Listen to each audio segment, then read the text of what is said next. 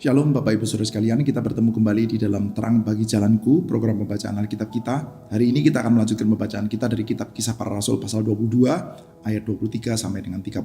Sebelumnya mari kita berdoa di hadapan Tuhan. Bapa di dalam surga, kami berdoa meminta pertolongan-Mu, kiranya Tuhan dengan belas kasihan yang besar boleh beserta dengan kami. Pimpinlah kami Tuhan di dalam pembacaan kami yang sederhana, untuk kami boleh mengerti bagian kitab suci dengan baik, dan kehidupan kami pun boleh dikonstruksikan melalui pembacaan kitab suci yang sehat. Terima kasih, dalam nama Tuhan Yesus kami bersyukur, amin. Mereka terus berteriak sambil melemparkan jubah mereka dan menghamburkan debu ke udara. Karena itu kepala batalion memberi perintah untuk membawa Paulus ke markas dan menyuruh memeriksa dan mencambuk dia, supaya dapat diketahui apa sebabnya orang banyak itu berteriak-teriak demikian terhadap dia. Namun ketika Paulus ditelentangkan untuk dicambuk, berkatalah Paulus kepada perwira yang bertugas, "Bolehkah kamu mencambuk seorang warga negara Roma, apalagi tanpa diadili?" Mendengar perkataan itu, perwira itu melaporkan kepada kepala batalion, katanya, "Apa yang hendak engkau berbuat? Orang itu warga negara Roma." Lalu datanglah kepala batalion itu kepada Paulus dan berkata, "Katakanlah, benarkah engkau warga negara Roma?" Jawab Paulus, "Benar." Lalu kata kepala pasukan itu, "Kewarganegaraan itu kubeli dengan harga yang mahal." Jawab Paulus, "Namun aku mempunyai hak itu karena kelahiranku." Lalu mereka yang harus memeriksa dia segera mundur. Kepala batalion itu juga takut setelah tahu bahwa Paulus yang ia suruh ikat itu adalah warga negara Roma. Namun kepala batalion itu ingin mengetahui apa yang sebenarnya dituduhkan orang-orang Yahudi kepada Paulus. Karena itu keesokan harinya ia menyuruh mengambil Paulus dari penjara dan memerintahkan supaya imam-imam kepala dan para anggota mahkamah agama lainnya berkumpul. Lalu ia membawa Paulus dari markas dan menghadapkannya kepada mereka. Sampai di sini pembacaan Alkitab kita. Rekan-rekan sekalian, di antara orang-orang Yahudi ya, kita menyadari bahwa ada mazhab yang bukan cuma satu, Saudara. Jadi sampai saat ini pun lah, Saudara, sebetulnya di dalam semua pandangan agama lah ya, itu sulit ya kalau kita itu mencari yang pandangannya betul-betul cuma satu dan gak ada varian sama sekali, Saudara. Bahkan di dalam satu buah gereja, jangankan dalam satu buah gereja, dalam satu buah cabang gereja saja, Saudara, pandangan teologi atau pandangan penekanan-penekanan terhadap pelayanan sesuatu itu, Saudara, itu bisa memiliki perbedaan di sini dan di sana, Saudara. Antara satu penatua dengan penatua yang lain, antara satu hamba Tuhan dengan hamba Tuhan yang lain, di dalam satu buah gereja lokal yang sama pun, Saudara, itu bisa ada varian, Saudara. Saudara, kalau kita berbicara tentang gereja, Saudara, oke lah, kita bisa katakan, Saudara, denominasi berbeda-beda, gitu ya, teologi berbeda-beda. Ada orang reform, lalu ada orang Arminian, lalu ada juga orang misalkan Presbyterian, lalu ada juga misalkan yang karismatik, Saudara ya. Kita melihat ya, mereka mungkin punya teologi yang berbeda-beda. Tapi katakanlah, Saudara, di antara orang reform, ada reform A, reform B, reform C. Di dalam satu buah gereja reform saja, misalkan ya GRII ya, sebagai salah satu gereja reform, Saudara, itu pendapatnya juga bisa agak beragam, Saudara. Jadi sulit ya untuk kita cari ya sesuatu yang betul-betul sama, Saudara. Demikian juga di antara orang-orang Yahudi, di antara para pengikut Yudaisme, Saudara. Sehingga, Saudara, yang namanya perbedaan pandangan agama di sini dan di sana, perbedaan mazhab di sini dan di sana, dan beberapa di antaranya itu bisa cukup tajam ya, antara orang Farisi dengan orang Saduki, lalu mereka dengan kaum SNS, lalu dengan orang-orang Zelot, Saudara. Lalu pandangan-pandangan tertentu, Saudara. Di yang namanya Farisi pun sudah ada mazhab Syamai, ada juga mazhab Hillel, nanti ada juga mazhab Akiba, Saudara. Itu macam-macam, Saudara. Jadi yang namanya perbedaan itu lumayan biasa loh, Saudara. Dan di Yerusalem, Saudara, dari mazhab yang berbeda-beda itu semuanya berkumpul ketika mereka itu sedang berziarah. Dan di dalam konteks yang kita baru saja baca, mungkin Pentakosta, Saudara, itu juga biasa, Saudara. Tetapi terjadi kerusuhan, dan terjadi kerusuhan yang sangat serius, itu pasti ada kejadian yang spesial. Tidak bisa sekedar karena perbedaan di sini dan di sana, sekedar perbedaan-perbedaan kecil, nggak bisa, Saudara. Pasti ada sesuatu yang serius, Saudara. Oleh karena itu, Saudara, kali ini, Saudara, Romawi harus betul-betul menghandle masalahnya, Saudara. Dia tidak bisa sekedar mengasumsikan, kenapa sih terjadi kerusuhan? Ya, biasalah, namanya orang Yahudi itu ya, debat agama lalu kerusuhan. Enggak, Saudara. Kerusuhan yang sampai besar sekali, sampai akhirnya gede sekali, Saudara. Sebelumnya itu ya kita bisa melihat ya Stefanus, Saudara. Peristiwa Stefanus, sampai Stefanus itu dibunuh, Saudara. Dan sebelumnya lagi ya peristiwa Yesus Kristus, Saudara. Tapi kalau peristiwa Yesus Kristus agak beda, Saudara. Karena peristiwa Yesus Kristus akhirnya ditangani oleh pemerintah Romawi, dan perintah Romawi yang akhirnya menjatuhkan hukuman mati, Saudara. Yang betul-betul kerusuhan gede sampai akhirnya melibatkan kematian itu ya Stefanus, Saudara. Dan sekarang, Saudara, terjadi kerusuhan yang agak serupa, Saudara. Maka, Saudara, bisa masuk akal ya, Saudara, kita melihat kepala batalion lalu pasukan Romawi ingin mencari tahu sebetulnya masalahnya itu apa sih.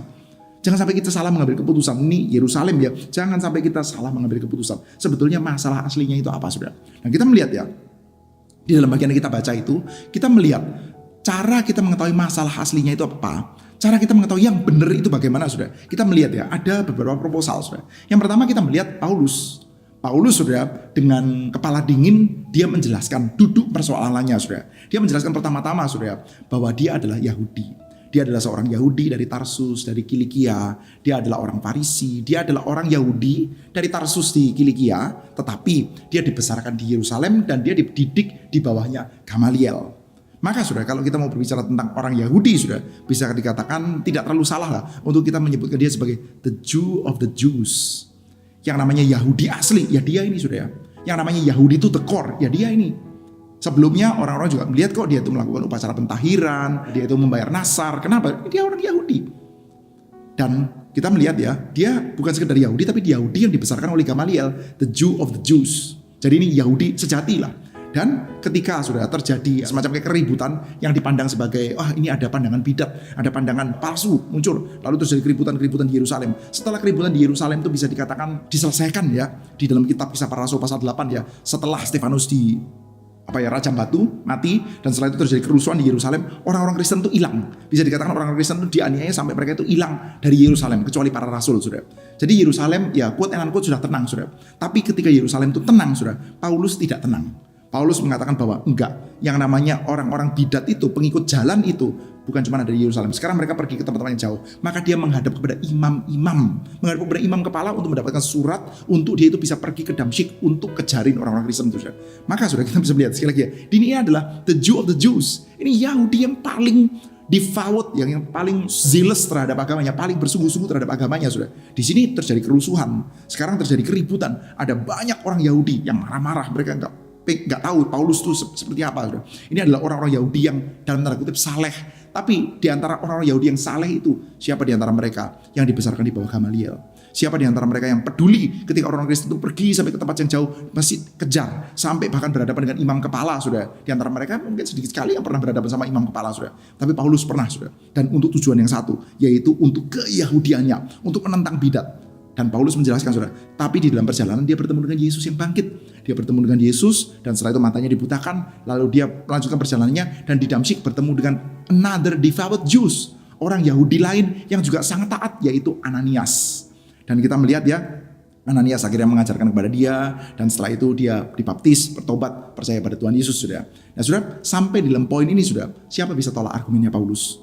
Mereka sih bisa sih mengatakan bahwa kamu bohong, misalnya gitu ya. Paulus bohong, ya bisa sih. Tetapi sudah, apa alasannya? Apa alasannya Paulus berbohong? Motifnya apa? Kan ya aneh sekali kan sudah. Kepingin bikin agama baru, motif aneh sekali sudah. Dapatkan apa itu dia? Tidak dapatkan apa-apa, dia mendapatkan aniaya. Sudah beberapa waktu lalu ya, saya sempat melihat satu buah video pendek, video parodi lah, video lucu-lucuan sudah. Ini bicara tentang kebangkitan Yesus. Jadi bicara tentang pandangan orang yang tidak percaya terhadap kebangkitan Yesus lalu diparodikan, sudah. Lucu sudah. Di dalam video itu ada murid-murid Yesus dipimpin oleh Petrus, sudah. Dia bilang gini, "Hey, jadi sekarang Yesus sudah mati. Gini teman-teman, kita akan curi mayat Yesus." Lalu teman-teman yang lain, "Oh iya bagus. Lalu kita akan curi mayatnya." Sebentar Petrus, jadi kita akan menyerang itu guards ya. Kita akan menyerang para penjaga. Terus kita curi mayatnya. Iya betul. Wah, terus mereka semuanya rame-rame sorak-sorak. Terus setelah itu gimana? Setelah itu kita semua akan ditangkap dan dianiaya. Semuanya sorak-sorak gitu. Terus ada satu orang murid yang bingung. Tunggu.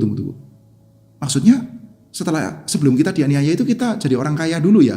Kita akan mendapatkan fame, kita mendapatkan keuntungan, kita mendapatkan kekayaan. Lalu Petrusnya menjawab, tentu saja tidak. Kita akan dianiaya, kita akan dimusuhi, dan kita pada akhirnya akan mati. Terus semua temannya sorak-sorak. Lalu satu orang lagi kasih usulan, jangan lupa ya, kita mesti suruh para perempuan itu untuk bersaksi. Kenapa memangnya? Karena kalau perempuan bersaksi, gak ada yang percaya. Semuanya sorak-sorak, saudara. Itu parodi, saudara. Menunjukkan betapa konyolnya orang yang percaya bahwa mayat Yesus dicuri itu susah untuk ada pandangan yang sebodoh itu, saudara. Murid-murid itu ngapain, saudara? Dia nyolong mayatnya Yesus. Mereka punya pengharapan Yesus Mesias mengalahkan musuh. Sekarang Yesusnya mati, ngapain mayatnya dicuri? Ngapain bikin cerita tentang kebangkitan? Yang mana setelah mereka bikin cerita tentang kebangkitan itu mereka tahu ya, mereka akan dianiaya, mereka akan menderita, mereka akan mati. Mereka gak jadi orang kaya, saudara. Dan itu terjadi, saudara. Konyol kan ya? Nah sama, saudara. Sekarang itu apa alasannya Paulus tuh mengarang cerita? Dia adalah orang Yahudi yang melampaui teman-teman Yahudi yang lain. Dia dibesarkan di bawah kakinya Gamaliel. Dia itu menganiaya orang Kristen. Dan sekarang tiba-tiba all that sudden ya, dia tiba-tiba mengatakan, saya mau mengikut Yesus, saya mau mengarang cerita tentang Yesus. Ini gak mungkin ya. Ini pasti adalah orang Yahudi yang betul-betul mengalami apa yang dia ceritakan. Dia bertemu dengan Yesus yang bangkit. Dan setelah itu ya, Dikatakan bahwa Tuhan suruh saya untuk pergi kepada Gentiles. Tuhan suruh saya untuk pergi kepada orang-orang Yahudi. Dan ini adalah teologianya dia, saudara. Memang kalau kita lihat dalam surat Roma ya, di pertemuan sebelumnya kita sudah bersama-sama bahas, saudara, bahwa nanti akan ada penolakan di antara orang Yahudi pergi kepada Gentiles. Dan setelah itu ada pertobatan di antara orang Yahudi. Nah, maka dia mengatakan, saudara. Tetapi, saudara, begitu dia mengatakan bahwa saya pergi kepada Gentiles, maka orang-orang itu, saudara, yang tidak bisa membantah satu pun argumentasi Paulus. Satu argumentasi Paulus tidak bisa dibantah. Tapi begitu berita kebenaran itu yang tidak bisa dibantah itu, saudara, sampai kepada urusan yang mereka tidak senangi, nyenggol urusan national pride-nya mereka. Apa? Injil sampai kepada Gentiles. Apa? Kabar baiknya bukan bagi kami orang Yahudi, tapi sampainya kepada Gentiles yang sudah lama menganiaya kami. Maka mereka pun marah, saudara. Kadang-kadang, saudara, orang itu tidak mau mendengar kebenaran, saudara. Ketika kebenaran itu menyenggol sampai ke dalam bagian sensitifnya mereka. Dalam hal ini, saudara, kesenangannya mereka adalah apa? National pride-nya mereka, etnisitasnya mereka. Kami Yahudi, gitu ya. Kami yang utama. Kami Yahudi, nasionalitas kami adalah orang Yahudi. Sebetulnya nasionalitasnya enggak lah, saudara. Karena pada waktu itu ya kerajaan Israel kan sudah enggak ada, saudara. Nah, tapi itu sudah begitu nyenggol sama urusan itu, maka mereka enggak mau dengar, saudara. Argumentasinya Paulus dibantah enggak? Enggak. Dibantahnya pakai apa? Dibantahnya pakai kerusuhan, saudara. Dan setelah itu, sudah, maka sudah, oke, mereka ini dasar orang-orang barbar lah ya, dalam tanda kutip ya. Pokoknya taunya marah-marah. Sekarang, sudah, yang pada waktu itu memegang peradaban, yang pada waktu itu memegang sistem peradilan, ada senat dan sebagainya, siapa? Romawi. Maka nggak boleh terjadi kerusuhan seperti ini. Maka Romawi tangkap Paulus diamankan, ditangkap untuk mendapatkan kebenaran. Dan bagaimana caranya Romawi mendapatkan kebenaran? Bagaimana caranya prajurit-prajurit itu mendapatkan kebenaran? Bagaimana caranya ketua batalion ini mendapatkan kebenaran? Mendengarkan Paulus ngomong? Enggak, saudara. Cara mendapatkan kebenaran adalah gimana, saudara? Ikat dia, siksa. Itu cara yang mendapatkan kebenaran. Ini ya, saudara ya. Karena itu kepala batalion memberi perintah untuk membawa Paulus ke markas, menyuruh memeriksa dan mencambuk dia supaya dapat diketahui apa sebabnya orang banyak itu berteriak-teriak demikian terhadap dia. Nih lihat ya. Supaya dapat diketahui apa sebabnya orang banyak berteriak-teriak demikian terhadap dia. Supaya dapat diketahui. Untuk mencari tahu. Mencari tahu kepada Paulus apa sebetulnya yang terjadi. Apa yang harus dilakukan, saudara? Tanya dong harusnya begitu ya.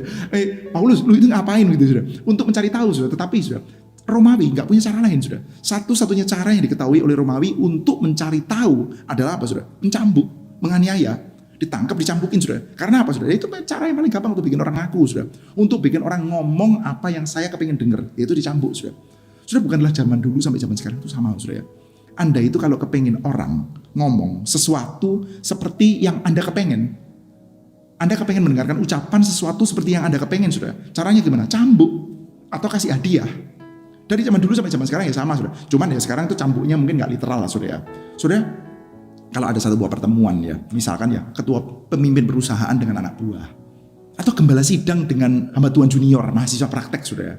Saudara, bagaimana sih caranya supaya saya itu bisa terus-menerus mendengarkan hal yang baik di dalam telinga saya? Caranya gimana, saudara? Caranya ya mereka semua mesti tahu, saya punya cambuk. Saya bisa pecat kamu, saya bisa berhentikan kamu. Saya bisa kasih kamu hadiah juga. Ketua perusahaan seperti itu, saudara. Maka saudara dan saya nggak tahu ya, apakah saudara tahu ya ada yang namanya kata-kata ini, kosakata ini, ketawa karir. Saudara tahu kosakata itu, saudara?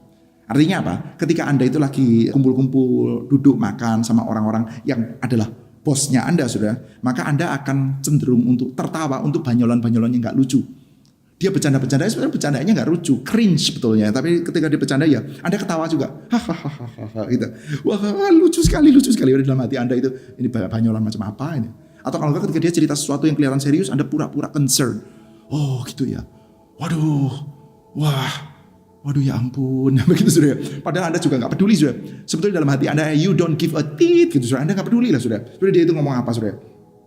Tetapi, saudara, ya kasih dia berita apa yang dia seneng. Karena apa? Kalau gitu ntar Anda kena cambuk, bonus bisa nggak keluar tuh, atau bisa kena pecat, atau kena demosi, nanti dipindah ke dalam tempat yang dalaman atau gimana, pindah ke cabang yang jelek atau gimana. Wah, itu bahaya itu.